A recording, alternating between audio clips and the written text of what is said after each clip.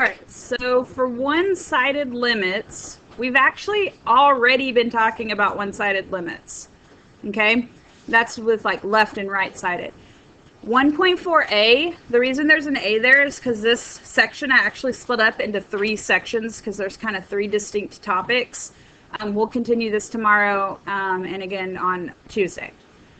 All right, so use the graph of f to the right. So first of all, when looking at this graph, you might pick up, like over here, it looks like a vertical asymptote. It is, okay, but only on this side. It's a piecewise function, so there are several pieces. So go ahead and put that on the graph. That may help you in the next part. So the first thing we're going to do is state the numbers for which f is discontinuous. All right, now this word discontinuous, we are going to put a very technical mathematical definition tomorrow, and that's what tomorrow's lesson is going to be about after we take the quiz. For now, really discontinuous, you need to be thinking holes, vertical asymptotes, anywhere where if you were tracing it, you would pick up your pencil. What I'm saying is it's kind of slang for discontinuous. We'll say it, but we're never going to write that as a reason, okay? And I'm going to say a lot more about that tomorrow. Okay, so not counting the endpoints or anything, but what's the first number where you spot a discontinuity? Negative. -4 even, right? There's a limit here, but there is a discontinuity. It breaks up. And then again at -2, then again at 2, and then again at 4. These are all the places the graph breaks up. Now I do want to kind of contrast this to where the limit does not exist. I've already said that continuity and limit are not the exact same thing, but they are related. So like for example, at -4, that does have a limit. It's discontinuous, but there is a limit there. So I'm not going to list it in my numbers where the limit doesn't exist. Where's the first place the limit doesn't exist? -2. What's the reason? The left and right behavior is different. And so there were 3 reasons why the limit doesn't exist. Left-sided limit, right-sided limit, left and right behavior different. You could say it either of those ways. Okay, the next spot at 2, same reason. Discontinuous and the limit doesn't exist. Okay, at 4, we have a left and right behavior different, but what also do we have at 4? A vertical asymptote. Do you remember the other phrase we used in the beginning when we were talking about why a limit doesn't exist? It was called unbounded behavior. And so it's okay if you write vertical asymptote. That's a mathematical term. Use it. But it's also called unbounded behavior, and I want you to be familiar with that phrase. Do y'all remember the third reason why a limit might not exist? Wildly oscillating behavior. Okay? And that doesn't happen a lot, but it's something we need to know. Those are the 3 reasons. That's on your quiz. What are the 3 reasons a limit doesn't exist? You just write them out. So that not. Which one? This one? This is a point. It's a piecewise function. For this particular piece from 2 to 4, there is a vertical asymptote at 4. For this particular piece, there is not a vertical asymptote. And I get that that's weird. Normally, we're used to seeing it's just, so on the left side, it's going to keep going down, down, down. But on the right side, it's an actual point. Yes, it is at 4. Okay, so when you're finding limits, sometimes you see a little plus or a minus. And we already kind of talked about this, but it means that you're talking about from the right or on the right versus from the left or on the left. So the limit as x approaches -2 from the right, okay, so we find -2, we make sure we're looking at the correct side. We say, what's the y value getting close to? 2. It doesn't matter if this is a point or a hole. We're not looking for the hole, we're not looking for the point. We're looking for when x is really close to -2 on the right side, what is y really close to? Okay, what about 4? On the left side, that's what that negative means. We can definitely say does not exist. If you had to put a infinity, or since it's down, negative infinity. okay, you could definitely write does not exist. In fact, saying a limit, a one-sided limit, it's okay to say one-sided limits are equal to negative and positive infinity. We wouldn't say that about a regular limit, but one-sided we could. But by saying it equals negative infinity, we are saying it doesn't exist. Infinity is not a number you reach. It doesn't exist like how other numbers do. All right, what about 2 from the left? Yeah, right here, which would be 1. And then 0, there's no plus or minus. So what that means is like what we were doing before. It means just a regular old limit. And what it really, really means is it better be doing the same thing from the right and the left. And it is. So what's the answer? 4. We would say does not exist. So when the left and right-sided limits are not equal, that limit doesn't exist. When they are equal, then the limit is just that same number. Like in calculus, when you have a positive and negative, does it make sense like when you have 2 positives that you like go to the negative 2 and then you add like a little bit? Yeah, that is a totally different way of doing it. And so like for this one, what she's saying is we could go to the 2, and because it's negative, we could subtract a little bit, which would make it about 1.999. When x is 1.999, what is the y value? Yes, and that kind of brings you back to like how we did on the table as well. All right, so then we see this f of negative 4. Okay, so this takes us back to good old algebra 1. Okay, this part C is not, the word limit is not in here. I'm not asking you for a limit or one-sided limit or anything.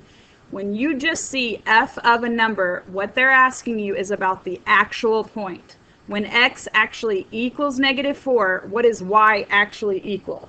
Okay, so I look over here at negative 4 and I see, I'm just going to kind of do this down here. That's the point. That's f of negative 4. So yes, it does exist. There is a point there. And what is the y value of that point? 1. Okay, what about D? Now we're saying, does the limit exist? So I'm not looking at the point anymore. I'm looking at the limit. Is it the same from the right and the left? Yes. So what's that y value? 2. If it was not the same from the right and the left, what would the limit be? Does not exist. Yes? Okay, so let me erase some of what I did because I've written all over this right here. So as basically the limit as x approaches negative 4, let me write it down here, from the left. Okay, when x is really close to negative 4 from the left, the y value is 2. Let's try the right-sided limit now. This would be from the opposite direction. As x approaches negative 4 from the right side, also the y value is getting really close to 2. When these two numbers are equal, that's your limit. So that's what I mean by the same. As opposed to, like, right here at negative 2, see how we're doing two different things from the right and the left? You have a right-sided limit, you have a left-sided limit, but they're not the same. They're not the same number. So when the right-sided and left-sided limits are not the same number, then the limit with no plus or minus, just the plain old limit, that limit wouldn't exist. Okay, so let's look at 2. So this one I want you to do on your own. You can definitely work together, but I want you to try to get as much of this done as you can.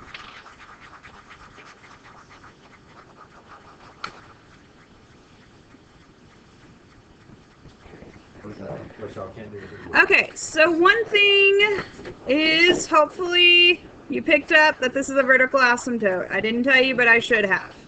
By the way, does that mean these two things are going to meet? No. No. Okay. So where was this graph discontinuous? Well, how many of you put -4 as part of your answer? It's okay if you did, and it's okay if you didn't. Okay? Honestly, it's not going to affect future things that we do. I don't really want to get too caught up in it, but we're going to disregard the endpoints, okay?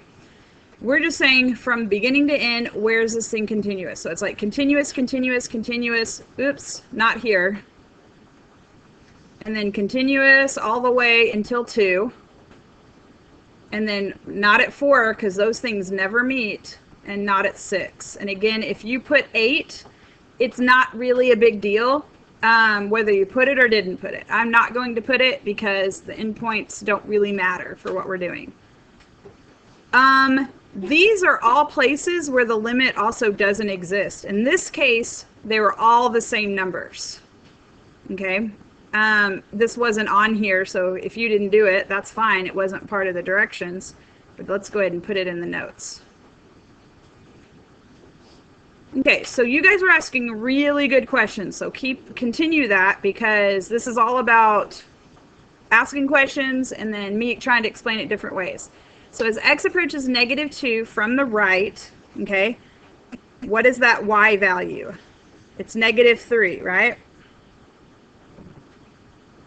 That's right here.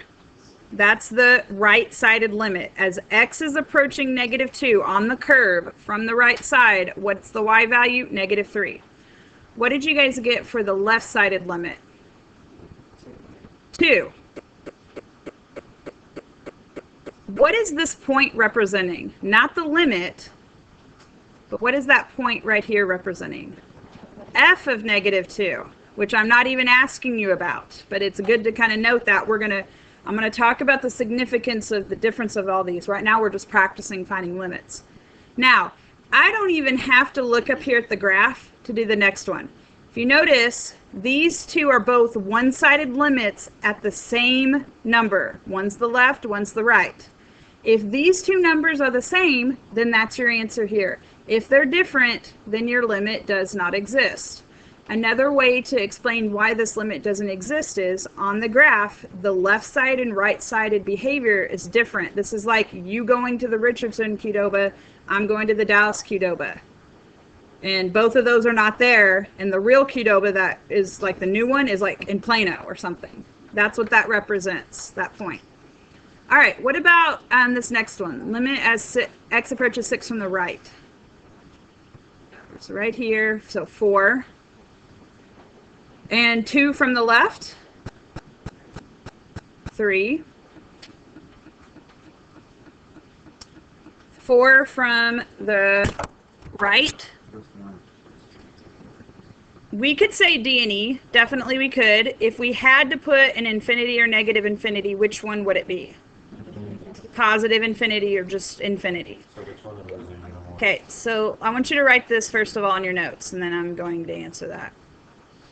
Okay, one-sided limits can be positive infinity or negative infinity. If this were a quiz question, then you could write infinity or does not exist. I would accept either answer. If this was multiple choice, then what the correct answer there could be infinity or it could be does not exist. They wouldn't both be there because they're both right. Does that answer it? Okay. There's nothing like that on the quiz tomorrow, though. Okay, what about 6 from the left? -4. That's down here. So I didn't ask it here. So what do we know about the limit at just plain 6?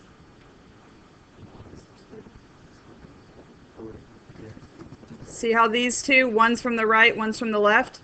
So the limit as x approaches just plain 6 would not exist because these are not the same numbers.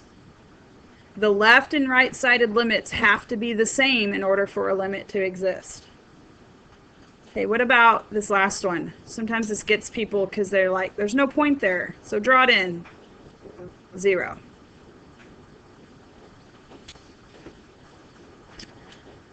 Okay. Let's turn the page. So we're going to spend more time on this one-sided limit thing tomorrow. Number 3, I'm going to save for a warm-up either tomorrow or probably more on Tuesday. So let's look at a word problem. This was a free response question on the AP test. This is just one small part of it, okay? We're not ready to do the rest of this question, but I just want to kind of give you a context in real life of what a one-sided limit could represent. Thank you. So a patient received a 150 milligram injection of a drug every 4 hours. So think of this as like pain medicine. Like I got my tonsils out this summer and I didn't have injections, but I was taking pain medicine every 4 hours, and it was like I was ready at that 4-hour mark to have the next one. If any of you have ever gone through that, I feel for you. So that's what's happening. Keep that context in your mind. Okay? We have a graph here representing how much of that drug was in the bloodstream. So it says, first of all, we're going to find the left and right-sided limits. So let's write this down. And then explain the significance of what it means in this problem. Okay, so I look over here on the graph, I find the 12, and the left-sided limit would be this y value right here, which is how much? 150. And anytime units get introduced, you're expected to always carry the units. Okay, so I want you to be thinking about what does this mean? And let's go ahead and do the other one and then talk about what does it mean. Okay, the right-sided limit. Again at 12, but on the right side, that y value is 300.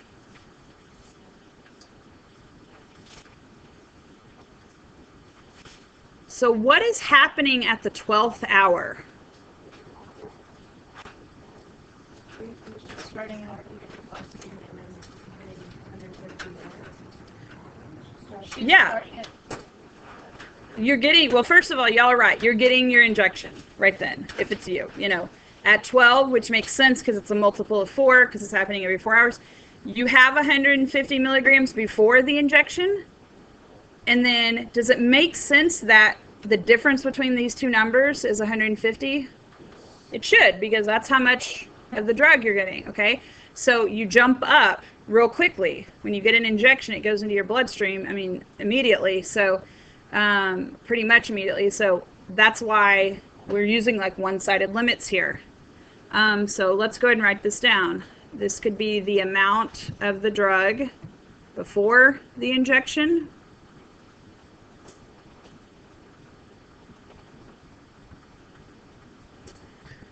And then the 300 would be the amount of drug after the injection.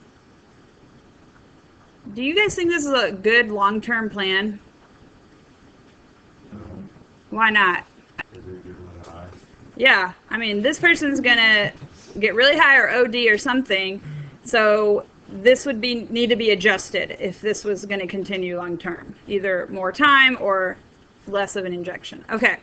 So that was just a very small piece of that problem. We're, you know, the rest of that problem we're not quite ready for, but I just wanted to at least give you an example of where that comes up. Okay, so now what we are going to do is some one-sided limits with piecewise functions. Okay, so let me just tell you, A and B would not be on your quiz tomorrow, but C would definitely be on your quiz. You already know how to do C, and really you kind of know how to do A and B, but we're going to practice it. So when you're dealing with a piecewise and two pieces, one of these is the left piece and one's the right piece. And we could graph it and that would be great, but I'm telling you, I've taught long enough to know that graphing is not a strong suit for most students. It gets in the way more than it helps. Just intuition tells you which one is the left piece. The first one, why? Because it's a less than. And then that would mean this is the right piece. So at 0, and by the way, notice that the 0 is where the two pieces are, one's ending, one's beginning, and then also all of these are 0. I mean, that's going to happen, okay? So when I want to do part A, the left-sided limit, I want to plug it in to the top expression. So 0 plus 1, which would be 1.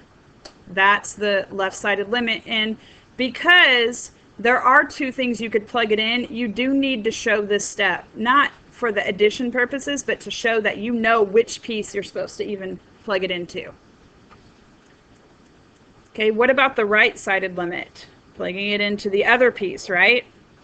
So again, plugging 0 right in here for x, so it's going to be 4 minus 0, which is 4.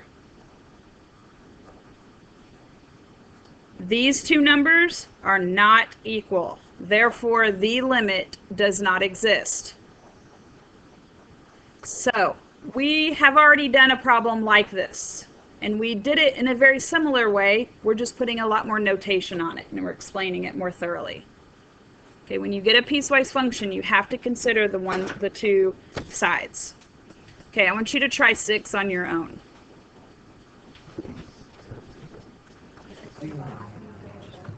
All right, now again, on this problem, the left piece was the top. It doesn't have to be this way. If you see a greater than symbol up here, okay, it's not that the top is left and the bottom's right. It's the less than, okay? You're looking at those symbols right there. So for the left, we're plugging it into 4 minus x squared, so that's going to be 4 minus 1 squared. Again, notice that these numbers over here are the same as the numbers in the limit. That would be 3. Then for the other piece, you plug in 1 to the other one, and you also get 3. So left and right-sided limits are the same. The limit exists, and it equals that number. Okay, you totally might have a piecewise function in just this part. I'm not going to ask you about one-sided limits, but you're going to use that concept because we've really already been talking about it. That could be on your quiz, that part C. You just got to plug the number into both pieces and make sure they're equal.